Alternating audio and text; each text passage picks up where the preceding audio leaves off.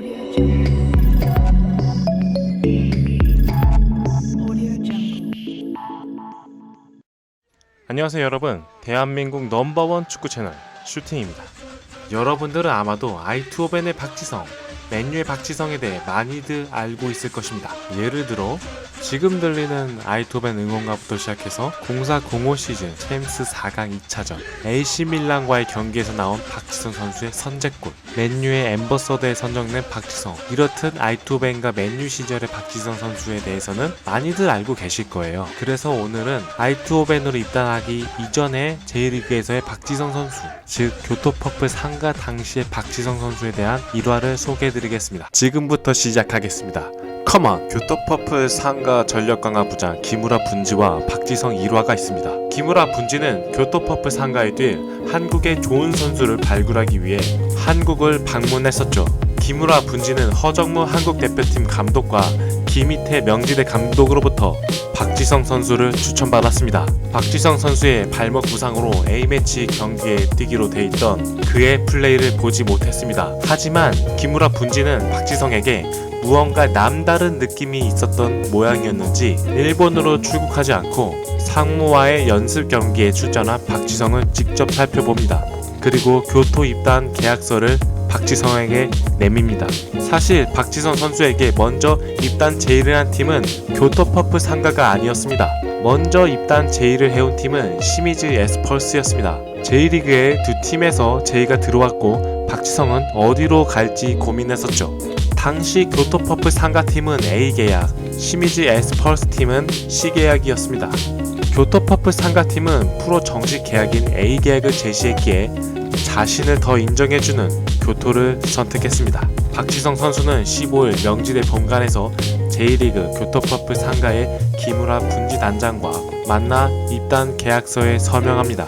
이 계약으로 박지성은 첫 해외 축구 선수 경험을 하게 되죠. 훗날 박지성 선수는 이와 같이 말했습니다. 일본은 내가 최초로 경험한 외국이었고 문화의 차이, 생활 방식 등 많이 달랐던 만큼 배웠다. 그런 경험들 덕분에 유럽으로 이적할 시 많은 도움이 되었다 라고 말했습니다. 신인으로는 파격적인 연봉 5천만엔 약 5억이었습니다. 또 박지성 선수는 연봉 5억 중 1억 원을 명지대 학교 발전 기금으로 기부를 합니다. 자신의 모교에 잔디를 깔아주기도 했었죠. 10대 대학 선수가 해외에 진출한 것은 처음이었습니다. 그만큼 박지성 선수의 잠재력이 얼마나 뛰어난지 알 수 있는 사례죠. 그리고 박지성의 엄청난 잠재력을 알아본 기무라 분지도 정말 대단하네요. 기무라는 훗날 박지성을 이렇게 회고했습니다. 최전방에 찔러주는 공간 패스, 악착같이 달라붙어 공을 빼앗는 적극적인 플레이, 상대의 강한 압박을 헤집고 돌파하는 드리블 능력과 볼 키핑 능력 등 박지성은 그야말로 미드필더의 교과서였다. 나중에 아이투어벤으로 이적할 때 기무라는 박지성의 이적을 흔쾌히 동의했습니다. 제가 생각하기엔 기무라 전력강화 단장도 박지성이 더 큰 무대에 뛰길 원했던 것 같습니다. 여기서 잠깐, 아주 예전에 교토퍼플 상가팀을 들었을 때 교토의 보라색 상가 건물인가?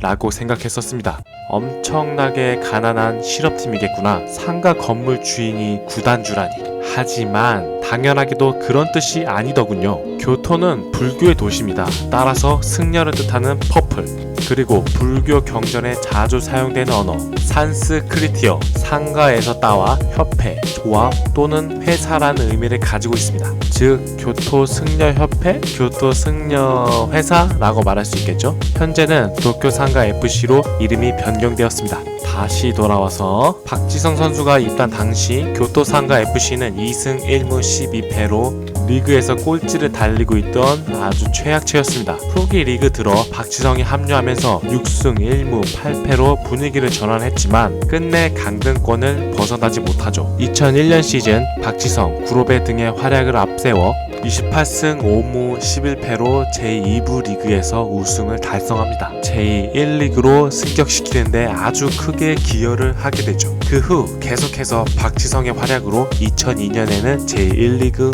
5위로 선전했고 2003년 1월 1일 1왕배 전 1번 축구 선수권 대회에서 우승을 차지합니다. 이 1왕배 우승은 현재까지 교토퍼플 상가의 역사상 유일한 우승컵입니다. 이에 대해서 한 가지 재밌는 일화가 있습니다. 박지성은 2003년 1월에 아이토벤으로 이적하기로 되어 있었고 교토퍼플 상가와의 계약 기간은 2002년 12월 말을 끝으로 끝나게 되었죠. 따라서 2003년 1월 1일에 열리는 1왕컵에서는 박지성 선수가 뛸 이유가 전혀 없었습니다. 거기다가 박지성 선수는 약간의 경미한 부상을 가지고 있었죠. 하지만 그는 이 경기를 무보수로 뛰어주었습니다. 부상에다가 무보수라니, 그의 미담은 언제 끝날까요? 교토퍼플 상가가 1대 0으로 지고 있던 상황에서 박지성은 동점골을 넣었고 역전골을 어시스트해 도쿄퍼플 상가의 유일한 우승 트로피를 확보하는 데 아주 큰 기여를 했습니다. 이후 무보수로 뛰겠다던 박지성에게 급료를 지급해주고 우승 보너스도 두둑히 챙겨줬다고 하네요. 이러한 일화 덕분에, 그리고 박지성 선수가 교토퍼플 당시 커리어 덕분에 현재까지도 교토의 영웅으로 남아있습니다. 심지어 교토퍼플 상가 회장은 이런 말을 했습니다. 어딜 가든 항상 응원하겠다. 하지만 언젠가는 반드시 돌아와라. 절름발이가 되어서 돌아온다 해도 나는 너를 받아주겠다. 추가로 아이토벤으로 이적하기 전 잠 부상이 없이 박지성 선수 생명을 지켜준 게르트 엥게스 감독이 아주 큰 기여를 했다고 생각합니다. 게르트 엥게스 감독은 박지성이 부상이 없었음에도 전체 경기 수의 80%의 밑도는 38게임만 소화시켰습니다. 엥게스 감독은 어린 박지성 선수를 혹사시키지 않았죠. 또한 엥게스 감독은 박지성의 최적의 포지션을 찾기 위해 계속해서 시험했고 고민했습니다. 박지성 선수가 가진 최고의 장점을 살리기 위해 고심했죠. 결국 찾아낸 최고의 자리는 왼쪽 수비형 미드필드였고 공격, 수비 사이에 빠른 공수 전환이 가능할 수 있도록 밸런스를 맞추는 역할이었습니다. 엥게스 감독 덕분에 한국 대표팀 감독이었던 히딩크에게 큰 도움이 되었다고 생각합니다. 여기까지 아이토벤으로 이적하기 전 교토퍼플 상가의 일화였습니다. 영상이 재밌었다면 구독과 좋아요 버튼 한 번씩 눌러주세요. 감사합니다. 축구는 슈팅!